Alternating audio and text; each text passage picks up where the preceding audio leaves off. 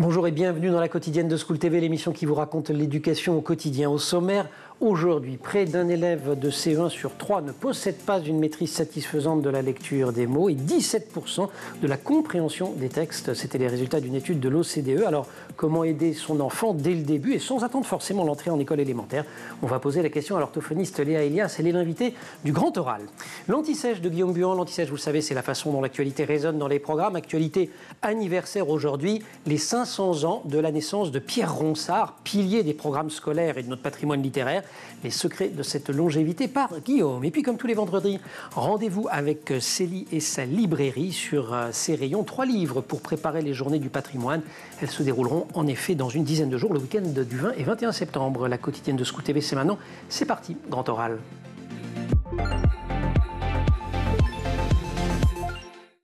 Apprendre à lire, c'est une grande affaire pour les enfants, mais aussi un défi pour les parents qui souhaitent les accompagner au mieux. Dans 50 activités ludiques autour de la lecture, Léa Elias propose des clés et de nombreuses activités pour permettre aux parents de stimuler l'intérêt de leur enfant pour la lecture tout en s'amusant. Léa Elias, bonjour. Bonjour. Vous êtes orthophoniste, évidemment, pour ça qu'on vous invite. C'est un livre qui s'appuie sur votre expérience et votre expertise d'orthophoniste. Mais, ai-je découvert en le lisant, la maman en vous a appris plein de trucs à l'orthophoniste.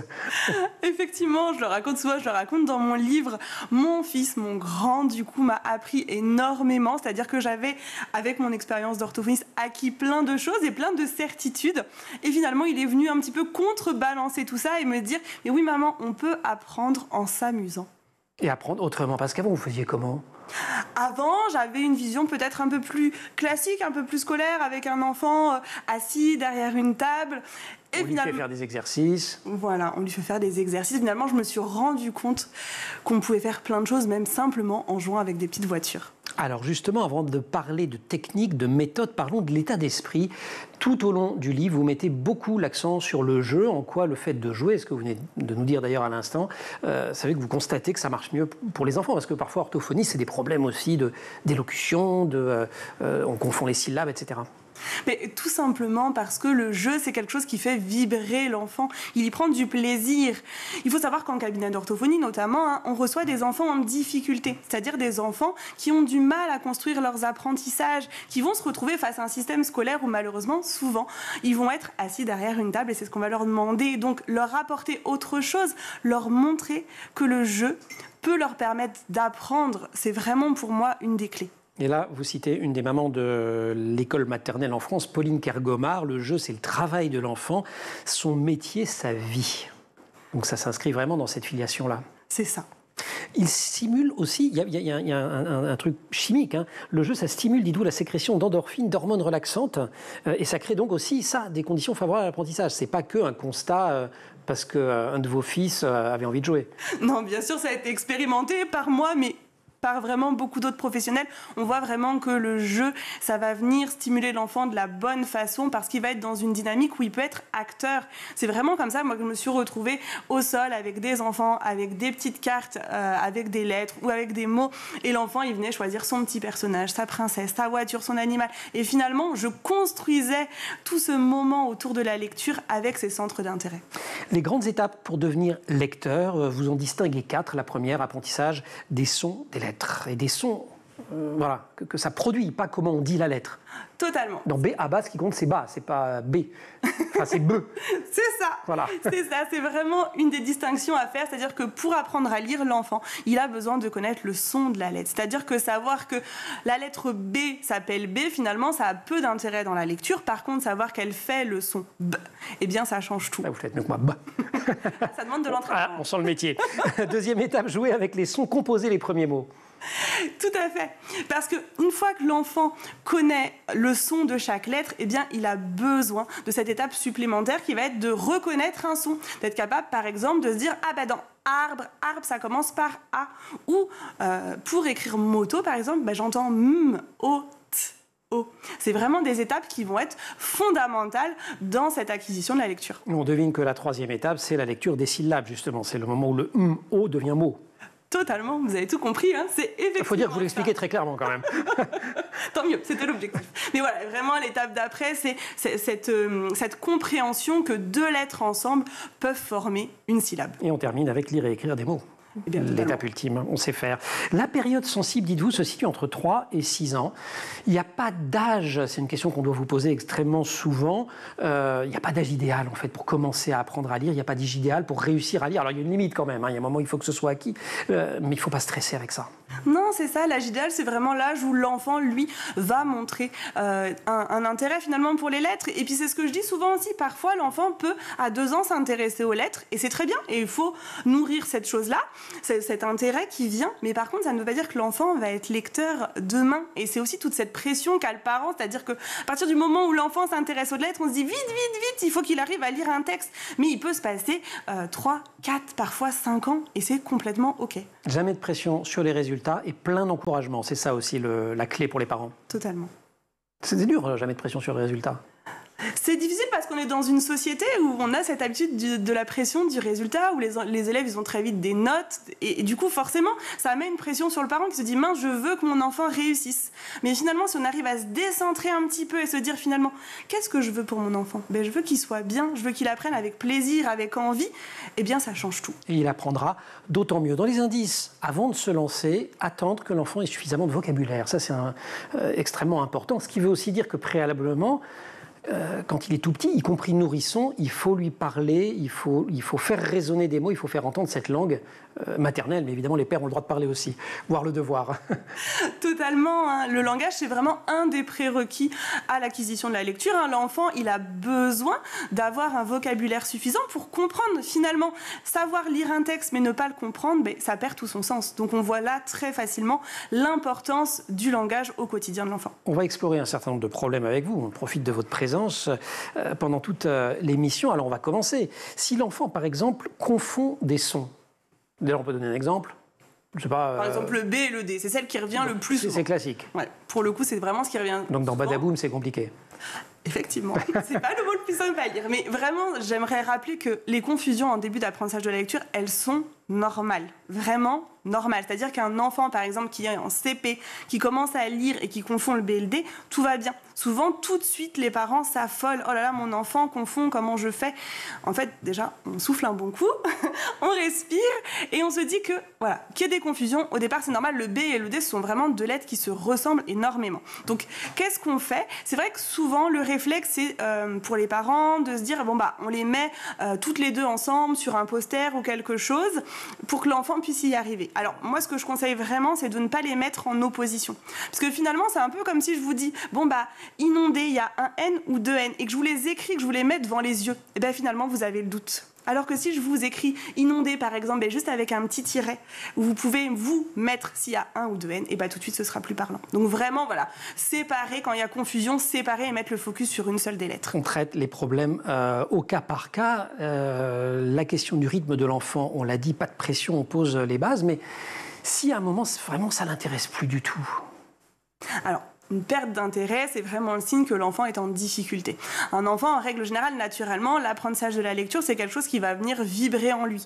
Si on respecte son rythme, si on l'accompagne, s'il est accompagné dans le plaisir, on n'est pas censé se retrouver face à un enfant vraiment qui n'a pas envie. Souvent, quand ça arrive, et moi je l'ai vu en cabinet, ce qui se passe, c'est que les enfants, ils ont été dégoûtés finalement de la lecture, soit parce qu'on leur a imposé un rythme qui n'était pas le leur, soit parce qu'ils n'ont pas forcément été accompagnés de la bonne façon, parce qu'on leur a dit qu'ils étaient feignants, qu'ils étaient nuls, enfin toutes ces paroles finalement qui ont une importance forte et on l'oublie. On oublie vraiment ce côté où l'enfant il a besoin d'encouragement, il a besoin de se sentir valorisé et c'est vraiment important de dire aux parents ok, votre enfant a des difficultés, peut-être qu'à l'école on vous envoie un message plutôt négatif, venez mettre du positif en fait parce que votre enfant en a besoin.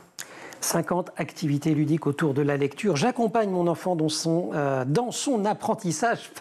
C'est signé Léa Elias, l'orthophoniste bienveillante qui fait rythmer apprentissage avec plaisir et qu'on retrouve aussi d'ailleurs sur Instagram. Et on retrouve aussi Léa Elias dans quelques instants dans le Grand Oral.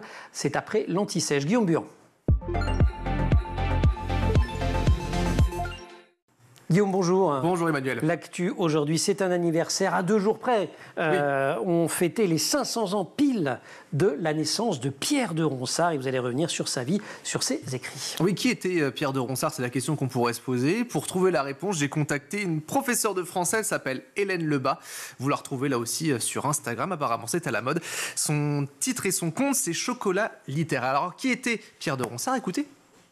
C'est un poète humaniste du XVIe siècle qui est extrêmement célèbre. Il était considéré à son époque comme le prince des poètes. Il a eu une réussite à la fois sociale et professionnelle. Il avait des appuis dans les milieux instruits de Paris avec les parlementaires.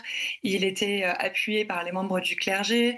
Il était aussi très proche de la cour du roi. Il travaillait avec Du Bellay, avec Baïf. Ils ont fondé ensemble la Pléiade. Ah, la Pléiade, ça fait de bons souvenirs ou pas, en fonction de votre période de français à l'école et au collège. Cet ensemble d'œuvres littéraires, de textes théoriques, on le rappelle, qui avait pour but de renouveler et aussi de perfectionner la langue française et puis l'émancipation aussi du latin. Nous étions au XVIe siècle. Alors Pierre de Ronsard avait un surnom, je ne sais pas si vous le savez, c'était le poète des princes. Mais pourquoi? Écoutez la réponse. Il travaillait à la cour, il était protégé par la famille royale et en échange, il était le chantre des rois de France. Il faisait un peu de la propagande, de la publicité pour la royauté. Il était protégé d'Henri II et puis ensuite il a été le poète officiel de Charles IX. C'est pour ça qu'on l'appelait le prince des poètes.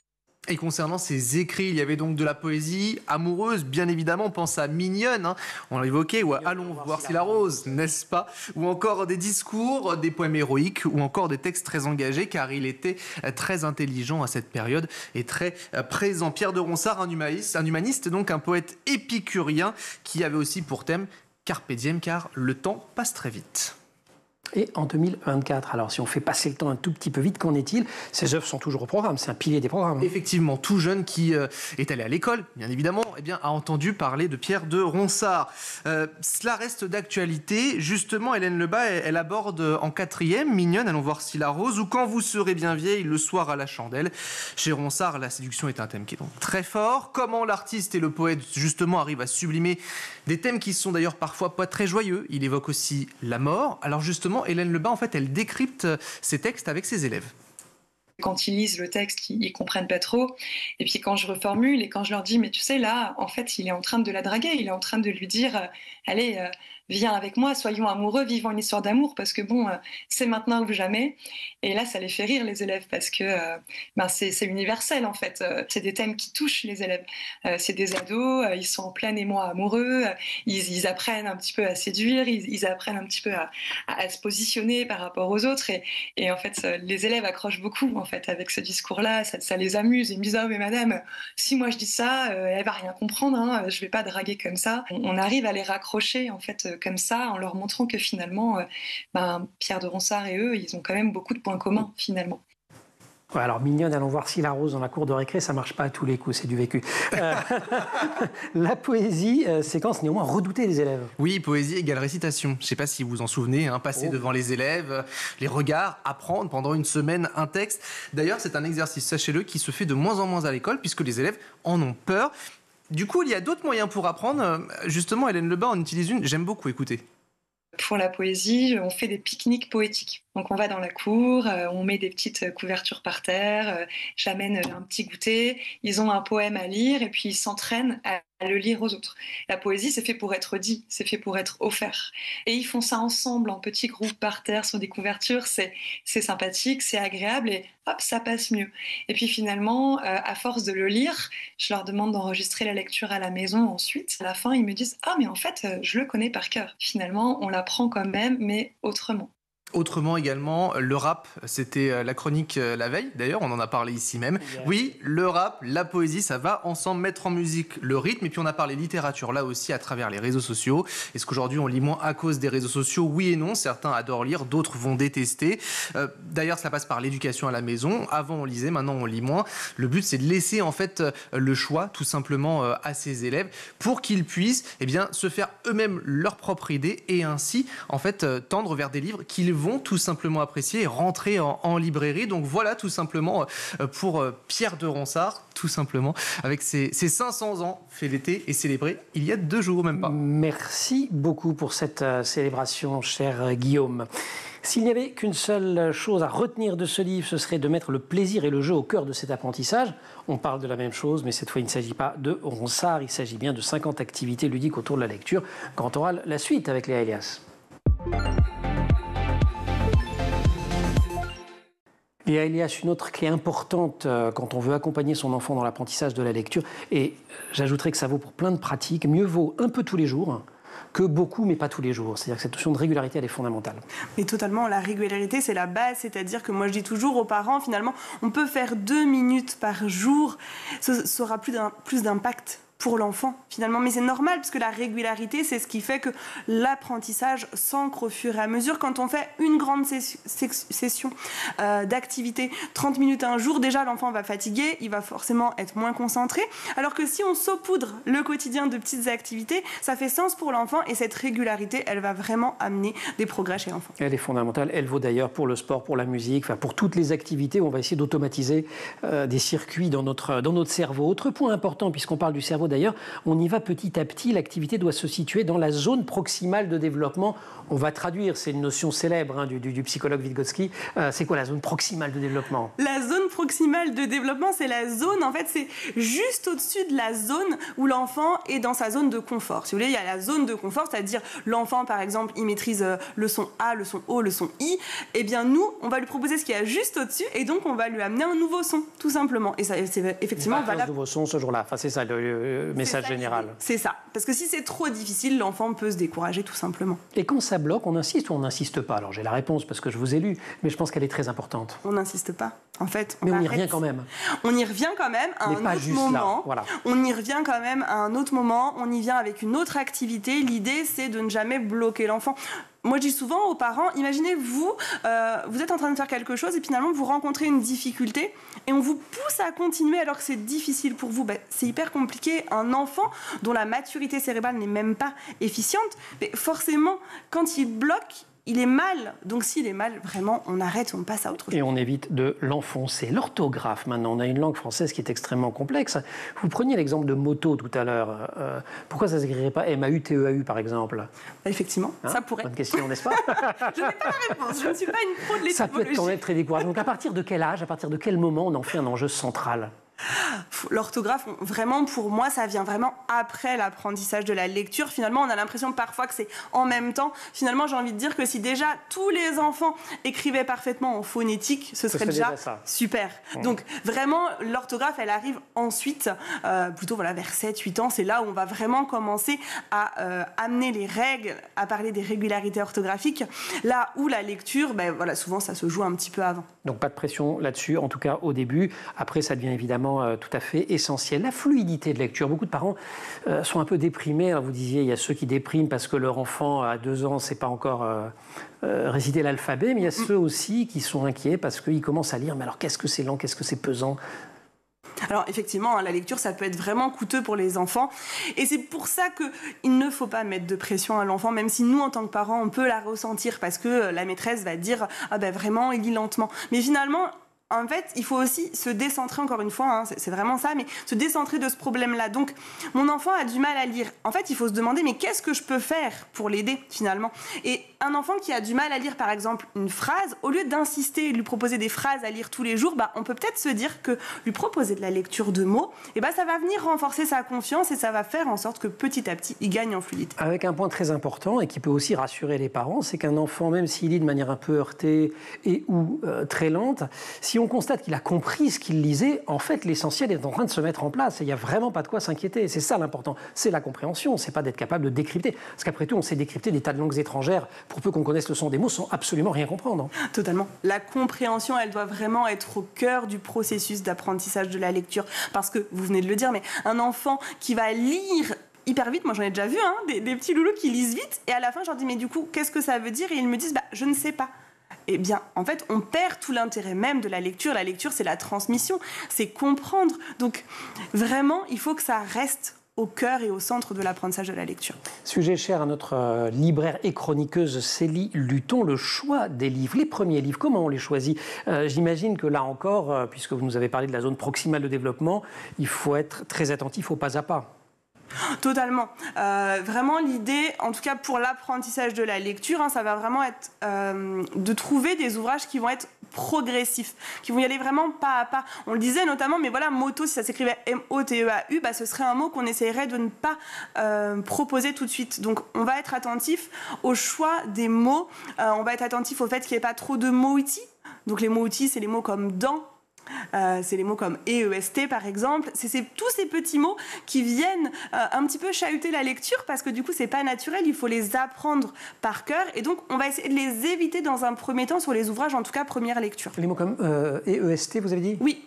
EST, dans, tous ces petits mots-là finalement qui ne se lisent pas de façon... Et c'est le verbe être, du verbe être. Oui, d'accord, le verbe compris. Considéré comme un mot-outil. Dans la lecture, à un moment donné, elle devient autonome et là on revient, on ne l'a jamais quitté, mais on repense à notre principe de départ, c'est le plaisir de lecture. Il vaut mieux un enfant qui lit un ouvrage, c'est pas une bande dessinée qui est réputée moins noble, mais qui dévore des BD, plutôt qu'un enfant qui ne lit pas. Voilà. Totalement.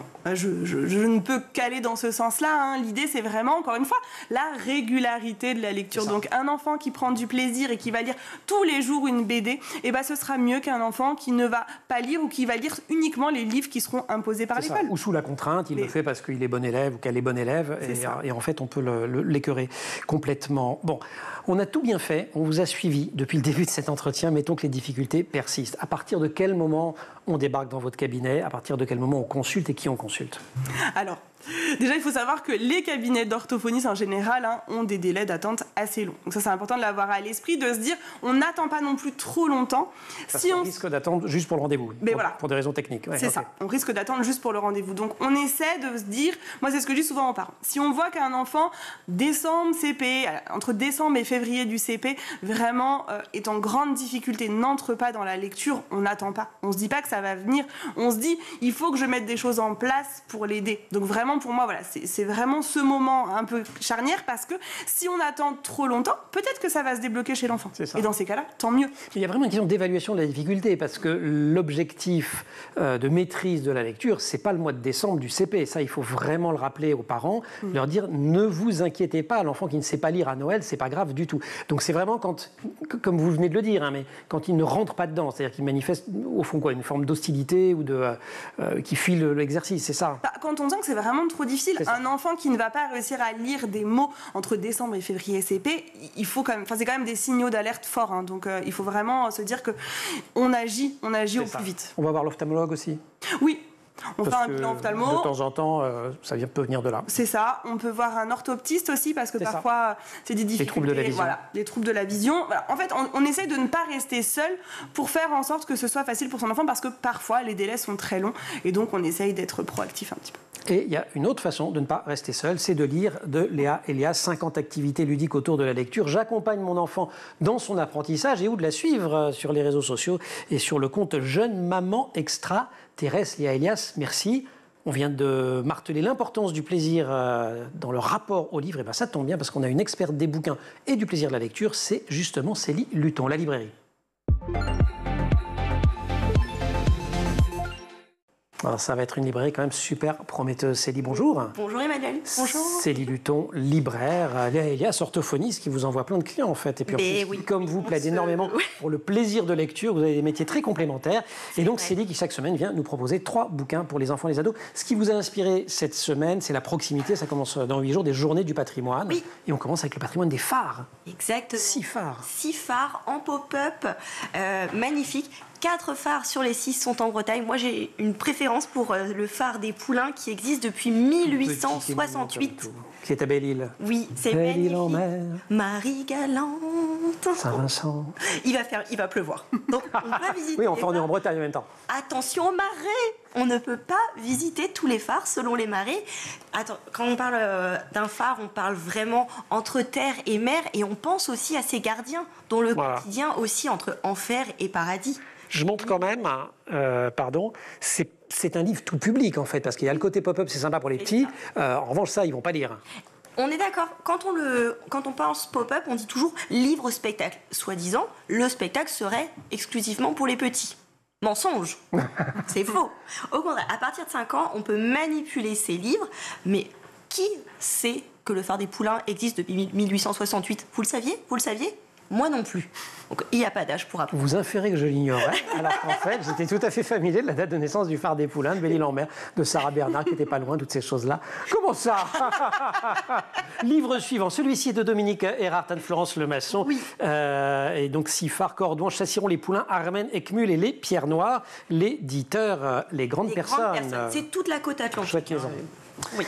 Les 10 chefs-d'œuvre de l'art préhistorique racontés aux enfants, c'est chez Larousse Jeunesse. Oui, alors ça c'est un vrai coup de cœur parce que c'est vrai que s'il y a quand même un patrimoine lointain, c'est quand même les grottes ornées. J'attire votre attention sur la grotte des Lionnes, la frise des Lionnes de Chauvet, qui est magnifique puisqu'elle est unique de son état de conservation. Il y a, je crois, 21 000 ans, il y a eu un éboulement.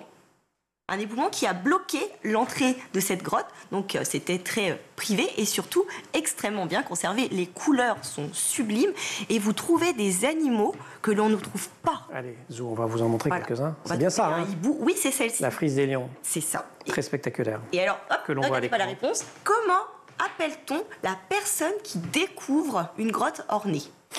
La personne qui découvre une grotte ornée est appelée l'inventeur ou l'inventrice de la grotte. Vous le saviez, Léa? Regardez pas la réponse. Tout le monde savait ça. Et c'est un usage qui s'est imposé en 1868 Oui, bien sûr. du côté de Belle-Île. Mais du côté de Belle-Île, tout est bien. Ok, ce qui permet quand même de dire, passer la blague, qu'il y a plein de petites infos dans le bouquin. Voilà. Là, j'imagine qu'on est quoi, à partir de 7-8 ans par là? Moi, je pense qu'il faut que l'enfant sache lire pour bien s'emparer de ce documentaire. Parce qu'il y a quand même plein de niveaux de lecture aussi. Voilà, on peut C'est le pas forcément très raconter compliqué, aux mais il y a plein de niveaux de enfants, lecture. mais, je Donc pense, même plutôt 8-9 alors. voilà. Je pense Super. que l'enfant, il n'est pas très intéressé à l'idée que Monsieur Chauvet et 2 de ses amis se soient baladés et découvert cette... Monsieur Chauvet l'inventeur, vous voulez dire? Mais bien sûr. Mais oui.